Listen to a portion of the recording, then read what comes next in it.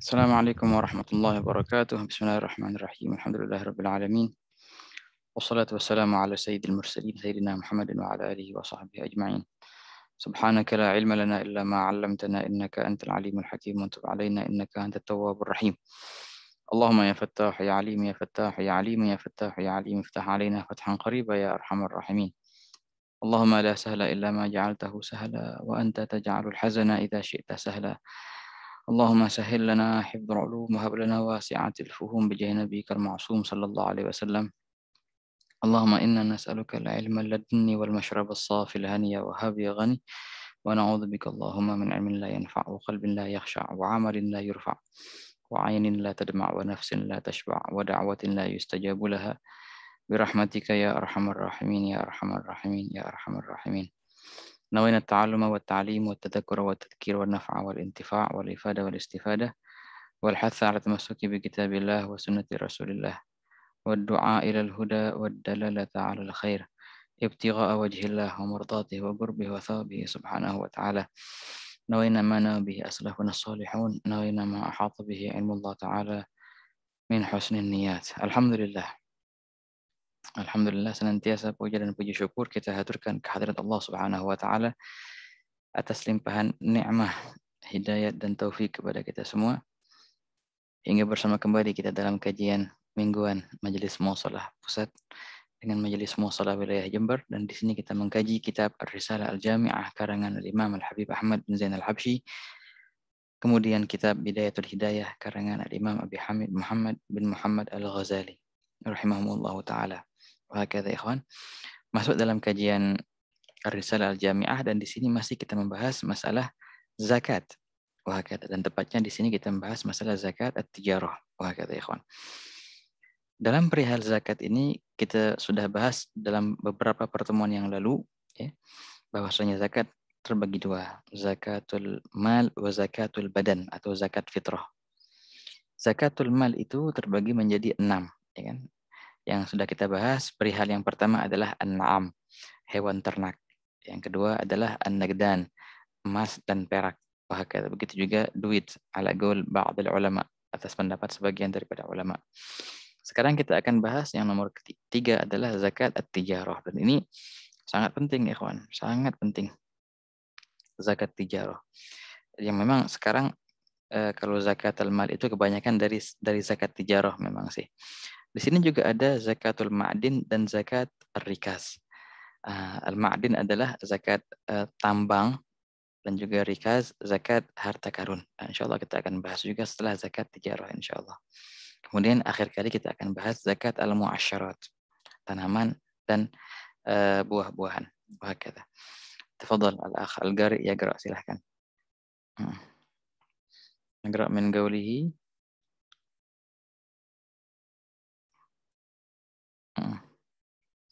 وكذلك يشترط للنقود والتجارة. تفضل أهلا وسهلا. Bismillahirrahmanirrahim. Rabbi shrah li sadri wa yassir li amri wahlul 'uqdatam min lisani yafqahu qawli. Qala al-musannif rahimahullahu ta'ala wa nafa'na bihi wa bi ulumihi fid dharain amin. Amin. Wa kadzalika yushtaratu lin-nuqudi wat-tijarati wa yushtaratu fi hadhihi al-anwa'i an-nisabu aidan wa wajibun naqdaini wat-tijarah rub'ul usyri. Baik, bismillah. Nah, bismillahirrahmanirrahim. Cukup. Di sini Gal rahimahullah taala dalam ibarah yang sempat kita baca juga di pertemuan yang lalu, namun kita ulangi lagi karena pembahasannya berkaitan dengan pembahasan dalam pertemuan yang lalu. Beliau berkata, wa kadzalika yushtaratu lin-nuqudi wat-tijarah. Begitu pula disyaratkan bagi zakat nugud ataupun emas perak ataupun fulus, wat-tijarah dan perniagaan. Disyaratkan apa? Disyaratkan al-haul. Wahakadha ikhwan. Disyaratkan haul. Nah, disyaratkan yang maksud di sini disyaratkan yushtaratu itu fi'il, naibul fa'ilnya adalah dhamir huwa kembali ke haul. Haul juga disyaratkan untuk perihal zakat an-nugud, emas dan perak, dan juga zakat tijarah yang kita akan bahas sekarang. Kemudian beliau berkata, wa yushtaratu fi hadhil anwa'i an-nisabu aidan. Dan juga disyaratkan di semua zakat itu, yang enam-enamnya itu semua disyaratkan nisab, adalah sampainya harta untuk dizakatkan. Jadi ada takarannya. Kalau seandainya nyampe di sini berarti wajib zakat. Kalau seandainya belum nyampe berarti belum wajib zakat. Tiap-tiap yang enam itu ada nisabnya. Walaupun sebagian itu berbeda-beda, ikhwan. Kemudian beliau berkata, wa wajibun nagdain wa tijarah, zakat yang wajib dikeluarkan di perihal zakat nagden, emas dan perak ataupun duit, dan juga zakat tijarah, zakat perniagaan. Juga di sini sama, zakatul ma'din juga sama. Tiga perkara itu zakatnya berapa? Rubu'ul usyri, seperempat dari 1/10. Hakata. 2,5 dari 100 gitu ya, ikhwan. Seperempat dari 1/10. Jadi harta itu dibagi 1/10 dulu, ambil 1/10-nya. Kemudian yang 1/10 itu dibagi 4, ambil seperempatnya. Seperempat dari 1/10, 2,5 dari 100. Inilah yang wajib dikeluarkan di zakat emas dan perak, dan zakat perniagaan, dan juga zakat al-ma'din. Adapun rikaz, ataupun zakat zakat harta karun, maka yang wajib dikeluarkan bukan rubul usyur, ini agak besar sedikit. Kalau di rikaz yang wajib dikeluarkan adalah al-khumus, 1/5. Kalau di masalah zakat harta karun, insya Allah kita akan bahas. Oke, sekarang di sini kita akan bahas perihal bagaimana pola mengeluarkan zakat tijarah. Ini juga sempat kita bahas dalam beberapa pertemuan yang lalu, zakat tijarah. Syarat-syaratnya zakat tijarah itu dan bagaimana mulai haulnya. Nah, sekarang ketika sudah setahun dari mulanya kita berniaga, dari start kita dalam tijarah itu, maka wajib mengeluarkan zakat. Apa yang harus kita keluarkan? Apakah barang yang kita niagakan itu keluarkan? Kalau seandainya kita berniaga baju, berarti kita zakatnya baju, keluarin baju gitu, kasih fugara. Bukan. Bukan barang yang harus dikeluarkan, ikhwan. Yang harus dikeluarkan adalah gimah, harga daripada barang itu. Berarti yang kita keluarkan berupa emas ataupun perak ataupun duit. Karena juga harga kan duit itu, gitu. Jadi itulah yang kita berikan ke fuqara dan masakin yang berhak menerima zakat daripada zakat at-tijarah. Baik pun tijarahnya baju ataupun kitab ataupun tijarah apapun, perniagaan dengan jenis apapun, selagi itu namanya tijarah, maka yang dizakatkan adalah gimah ataupun harga daripada barang-barang itu. Berarti zakatnya berupa duit di sini ataupun emas ataupun perak bisa juga. Bahkan ikhwan, berapa yang harus kita keluarkan dan bagaimana cara mengeluarkannya? Jadi begini. Ketika kita buka tijarah contohnya di awal tahun Muharram contohnya ya, di awal tahun Muharram kita buka perniagaan dan terus itu kan naik turun itu nggak dianggap, baik pun itu kurang nisab ataupun lebih dari nisab, itu nggak dianggap semua. Ketika di akhir tahun, di hari yang di situ kita buka tijarah di situ, nah disinilah patokannya. Lihat dulu apa yang harus kita lihat, barang-barang yang ada di toko semua harus kita nilaikan berapa itu semua. Gimana cara nilaikannya? Apakah kita nilaikan dengan harga jual atau harga beli, harga modal ataupun harga jual? Jawabannya kita akan nilai la dengan harga modal wala dengan harga jual. Loh, kok bisa? Jadi harga apa? Harga standar pasaran pada waktu itu. Gitu. Jadi kalau seandainya kita jual handphone contohnya, jual HP. Kita beli contohnya 10 juta dan kita jual 15 juta contohnya gitu. Padahal pasaran ngejual HP ini 18 juta gitu. Berarti yang kita hitung adalah 18 juta. Begitu ya, kawan. Nah, jadi yang dihitung adalah barang-barang yang ada di toko itu dengan nilai, dengan harga standar barang itu di hari itu. Oke. Kemudian jangan lupa juga hitung apa yang ada di laci yang masih dalam proses putaran perniagaan. Lain halnya kalau seandainya sudah kita ambil dari laci itu dan sudah kita kasih ke nafkah, ke keluarga, itu sudah termasuk gunyah, itu sudah termasuk, enggak dihitung lagi. Jadi yang ada di laci yang masih dalam proses perniagaan yang mau diputar lagi ila akhir, itu masuk juga dalam hitungan. Juga di sini ikhwan penting sekali juga masuk dalam hitungan perihal hutang piutang. Maksudnya apa? Ada beberapa orang ngambil barang tapi belum bayar. Itu dihitung berapa hutangnya si fulan, berapa itu hutangnya si fulan. Nah, semua itu diglobalkan. Berapa gabungan dari semua yang kita punya? Nilai dari barang yang ada dan nilai yang ada di laci yang masih mau diputarkan dan nilai yang ada di tangan-tangan orang yang masih belum dibayar gitu, yang orang utang, semua itu diglobalkan berapa totalnya. Kemudian kita lihat bagaimana apakah ini sampai nisab atau tidak. Nah, itu sudah bahas tuh. Kalau nisabnya berapa? Kalau emas berapa? 84 perak, 84 gram. Oke, kalau seandainya kita hargakan berapa itu 84 gram, sekian juta contohnya. Nah, harta yang sama ente ini total dari apa yang engkau punyai, apakah sampai sekian juta itu atau tidak? Itu. Kalau seandainya nggak nyampe, berarti belum nyampe nisab. Berarti nggak ada zakat. Gitu, berarti tahun ini nggak zakat. Ya. Walaupun di kemudian hari itu naik lagi. Masya Allah laris lagi, banyak lagi barang-barang. Yang menjadi patokan di sini adalah hari haul, hari lipatan tahun. Itu yang menjadi patokan. Bila mana di hari itu, apa yang kau punyai sampai nisab, maka wajib zakat atasmu. Tapi bila mana di hari itu, apa yang engkau miliki tidak sampai nisab, maka tidak wajib zakat atasmu. Begitu. Oke. Kalau seandainya ini yang harta kita yang kita punyai, ini nilai-nilai yang kita punyai semua itu nyampe nisab ya, nyampe.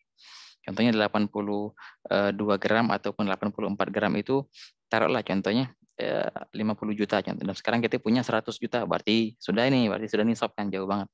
Oke. Oke, wajib zakat, wajib zakat. Pertanyaan, berapa yang harus dikeluarkan? Nah, kewajiban yang harus dikeluarkan adalah berapa tadi kita bahas? Rubu'ul usyur, 1/4 dari 1/10 ataupun 2,5 dari 100. Begitu. Berarti kalau ente punya 100 juta, yang engkau wajib zakati adalah berapa? Adalah 2,5 juta. Dan begitu ya, kawan. 100 juta ini 100 dibagi 10 berarti 10 10 10. Nah, 10 itu dibagi 4. 10 bagi 4 berapa? 2,5 gitu. Jadi 2,5 juta. Bila mana global hartamu dalam perniagaan itu adalah 100 juta. Dan terus begitu, kalikan deh. Kalikan total yang engkau punyai persentasekan dan ambil 1/4 dari 1/10-nya. Ambil 2,5% dari 100 yang engkau punyai. Begitu ya, kawan. Nah, begitu cara menghitung zakat at-tijarah. Oke. Adapun zakat ma'adin, kita beralih sekarang ke zakat ma'adin, zakat barang tambang.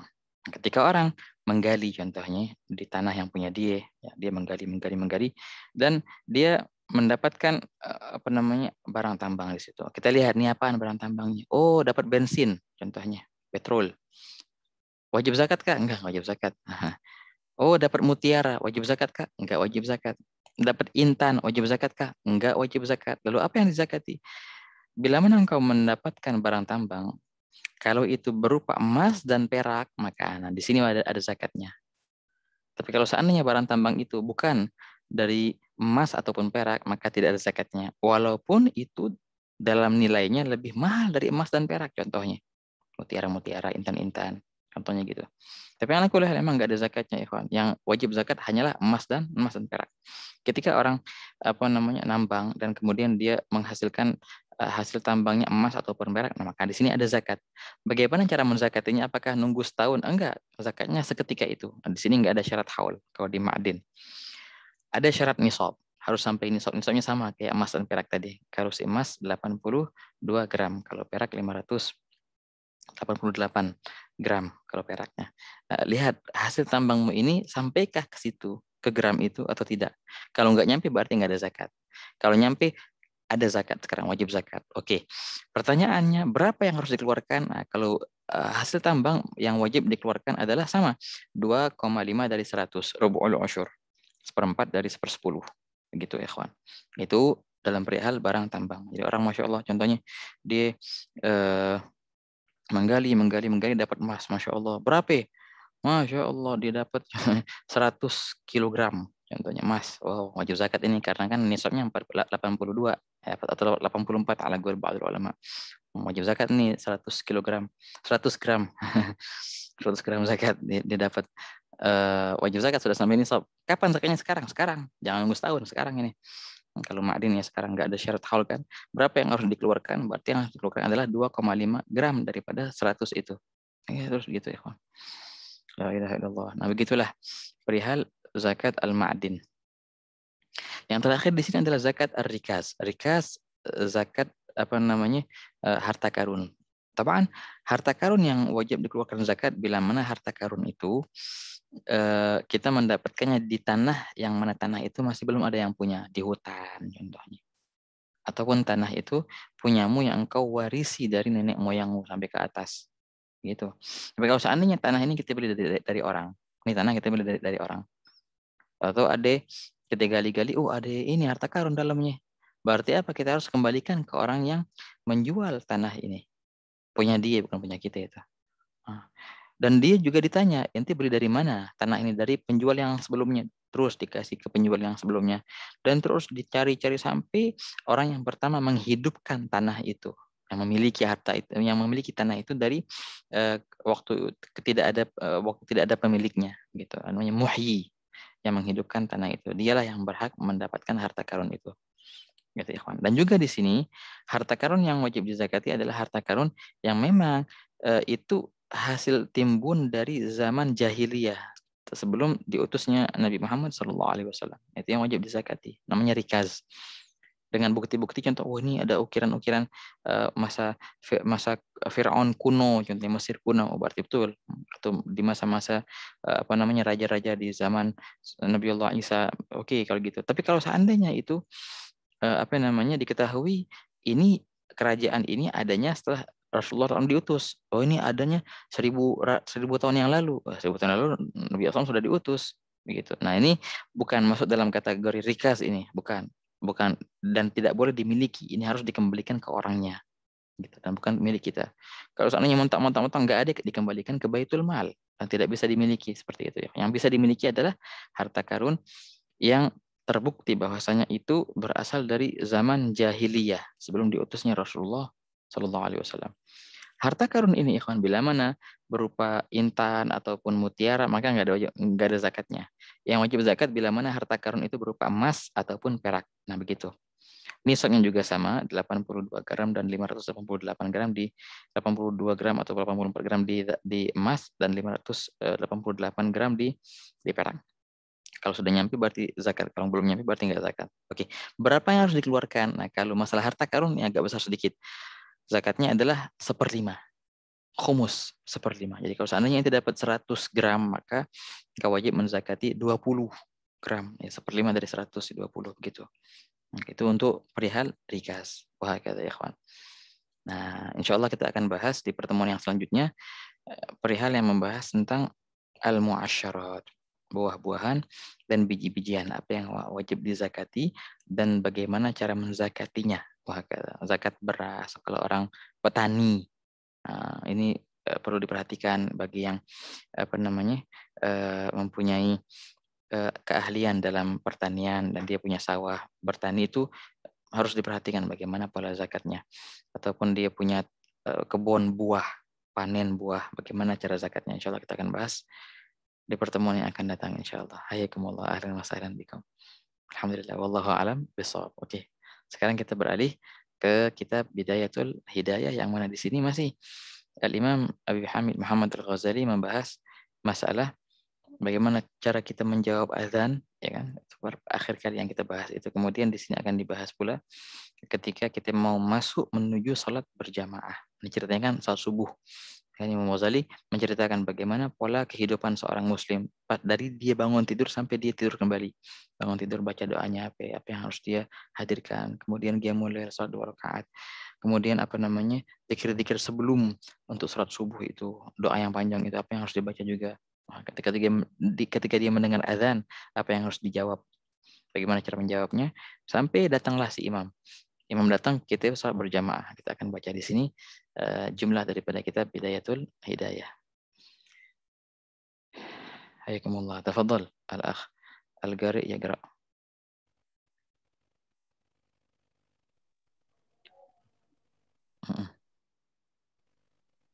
Naam, bismillah. Bismillahirrahmanirrahim. Qala al-musannifu rahimakumullah ta'ala wa nafa'ana bihi wa bi'ulumihi wa bi'ulumikum fid dharaini amin ya rabbal alamin. Amin.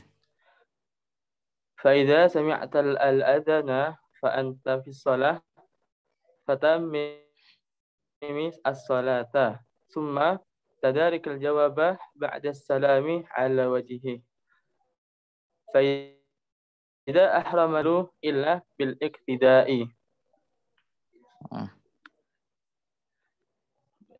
أيوة.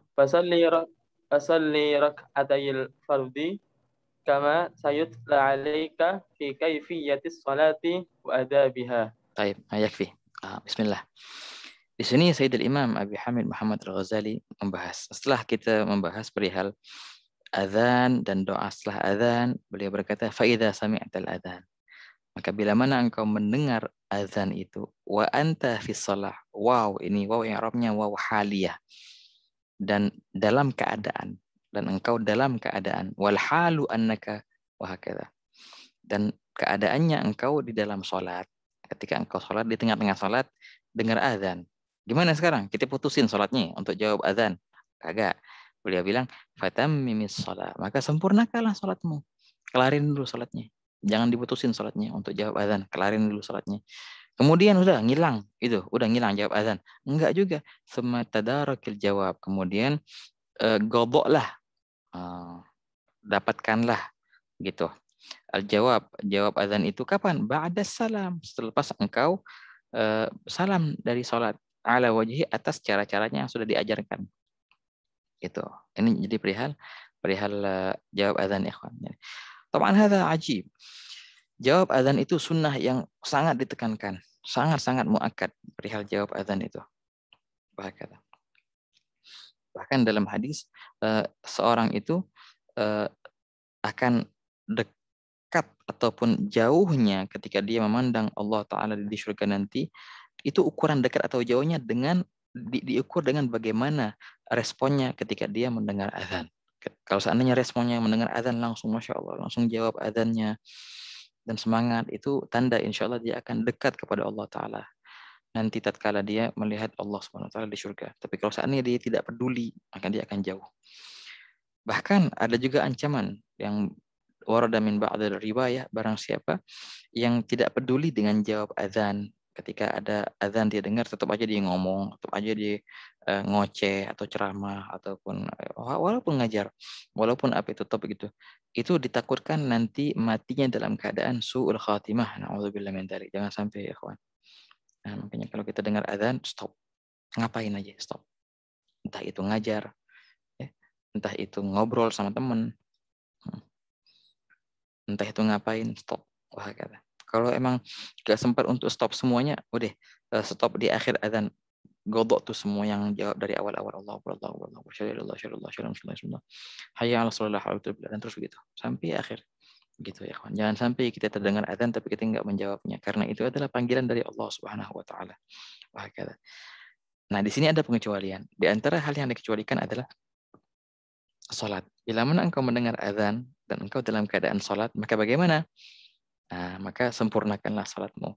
Baik pun itu salat wajib ataupun salat sunnah ataupun sunnah, salat mutlak. Terusin salatnya, kelarin. Jangan engkau putusin salat demi untuk menjawab azan. Selesaiin salatnya, tapi bukan berarti sudah ngilang keutamaan jawab azan. Enggak ya kawan. Salatnya selesaiin, habis salat selesai, tetap kita menjawab azan yang tadi.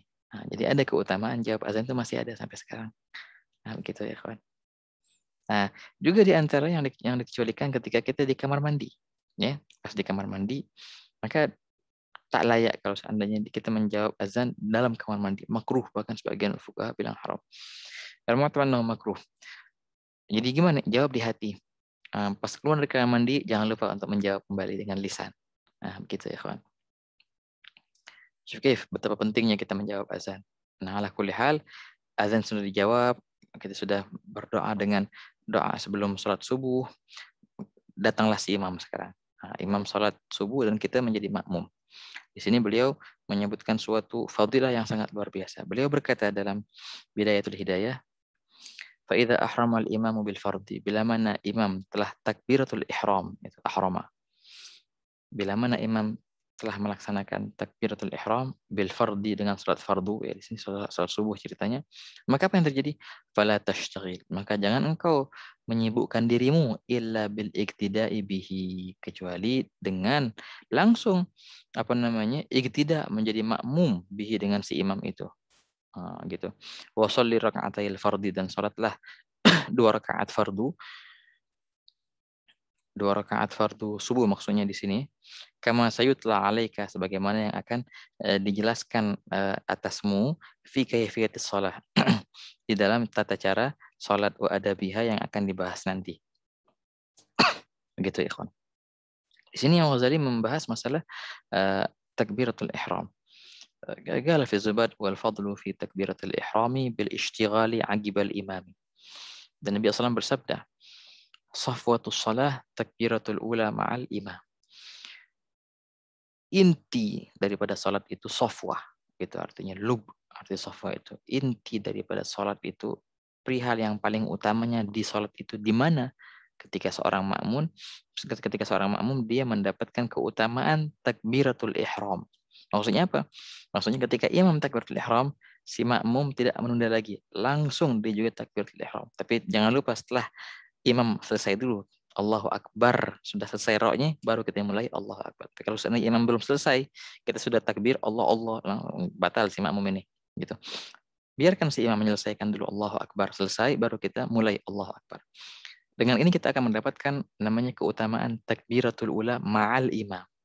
Takbirat ihram bersama imam. Imam selesai, langsung kita mulai gitu.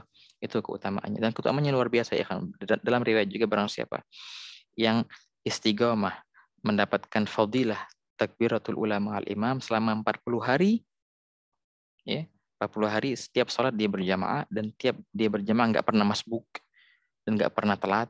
Imam Allahu Akbar, dia juga langsung Allahu Akbar selama 40 hari. Maka Allah Ta'ala akan berikan dia kebebasan dari 2 hal. Pertama, kebebasan dari neraka, dan juga kebebasan dari kemunafikan. Begitu. Bersih, dicap dia. Ini orang bukan yang munafik, dan ini bukanlah ahli neraka. Oke, keutamaan yang luar biasa. Kataballahu lahu bara'ah minan nar wa bara'ah minan nifaq. Dalam hadis itu. Dibersihkan dia. Dicap bahwasanya ini bukan ahli neraka dan bukan orang munafik. Ini orang mukmin sejati yang insya Allah akan menjadi penghuni surga. Dengan bagaimana? Dengan dia istiqamah dalam dalam takbiratul ula ma'al imam. Begitu ya ikhwan. Subhanallah, kan sebagian daripada guru-guru kita, kan Sayyidil Habib Muhammad bin Abdullah Al-Haddar, gurunya guru kita, beliau tatkala mendengar keutamaan yang luar biasa ini, waktu itu beliau umur 7 tahun. Senantiasa beliau enggak mau sholat melainkan dia mendapatkan keutamaan ini. Sholatnya berjamaah terus, sholat fardunya berjamaah terus, dan enggak pernah beliau telat. Jadi masbuk kah atau gimana? Atau kalau seandainya dia agak telat, dia ngulang lagi sholatnya ada. Berjamaah lagi biar mendapatkan takbiratul ulama al-imam. Dan beliau berkata di akhir hayatnya ketika aku mendengarkan keutamaan dari hadis itu, alhamdulillah sampai saat ini tidak ada satu salat pun aku ketinggalan daripada takbiratul ulama al-imam. Beliau mulai dari umur 7 tahun sampai akhir hayat beliau terus istiqamah. Wah, kata ya kawan. Yang luar biasa. Ketika orang muwadzib beristiqamah untuk mendapatkan keutamaan takbiratul ulama al-imam, subhanallah, dia akan merasakan perubahan dalam hidupnya, perubahan di hatinya yang membuat ia condong ke taat, lebih betah dalam melaksanakan ibadah, dan dia akan diberikan kegelisahan ketika dia jauh dari ibadah. Dia akan diberikan kegelisahan ketika dia bermaksiat, gitu. Begitu ya kawan. Itu semua didapatkan dengan takbiratul ula ma'al imam. Wah, kata. Jadi keutamanya itu bagaimana? Pas imam takbir Allahu Akbar, langsung kita takbir. Itu yang mu'tamadnya. Ada yang bilang pokoknya sebelum imam selesai baca doa iftitah, sebelum imam baca Fatihah. Selagi itu imam takbir, kita takbir. Pokoknya imam belum baca Fatihah. Kalau imam sudah baca Fatihah, ngilang keutamaan itu. Nah, ada yang bilang enggak, itu masih tetap ada keutamaan itu sampai imam selesai dari Fatihah. Ada yang bilang enggak apa-apa hatta imam selesai Fatihah, yang penting sebelum rukuk itu. Ini agwal ini antum bisa lihat di kitab Al-Bayan lil Imam Al-Amrani Syarah Al-Majmu'. Agwal dalam Syarah Muhadzab, yakni maksud Syarah Muhadzab Al-Bayan Syarah Muhadzab lil Amrani. Agwal ini menjelaskan bagaimana bagaimana kita mendapatkan keutamaan takbiratul ulama al-imam. Wa ala kulli hal qala fi zubat wal fadlu fi takbiratul ihrami bil ishtighali aqib al-imam. Itu mu'tamadnya. Dengan langsung imam takbir, selesai takbir Allahu Akbar, langsung kita takbir. Dan ini diceritakan waktu di zaman Sayyidina Umar bin Khattab. Ada seorang perempuan yang mengeluh ke Sayyidina Umar. Ada laki-laki yang ngejernya gitu. Dan ini perempuan nggak mau sama laki-laki ini, tapi dikejar terus, digodain terus sama laki-laki itu. Akhirnya perempuan ngadu ke Sayyidina Umar. Ajib, kata Sayyidina Umar, oh, gampang caranya. Kalau seandainya ente ketemu si laki-laki itu, ente kasih dia tantangan, kasih dia sayembara. Apaan? Gini, kayaknya mau nikah sama ente dengan syarat 40 hari ente harus istiqomah dalam sholat jamaah di masjid, dan harus shaf pertama dan harus mendapatkan ini takbiratul ulama al-imam. Itu syaratnya 40 hari. Kalau ente sempurna 40 hari, aneh siap jadi istri. Disuruh kayak gitu sama Sayyidina Umar. Ini si perempuan bilang, wah ini jangan, nggak mau sama dia. Ini gampang banget 40 hari. Coba kita lihat gimana ntar. Ya khair. Subhanallah, si perempuan ini jalan, waktu si laki-laki itu ngegodain, katanya si fulan gini deh.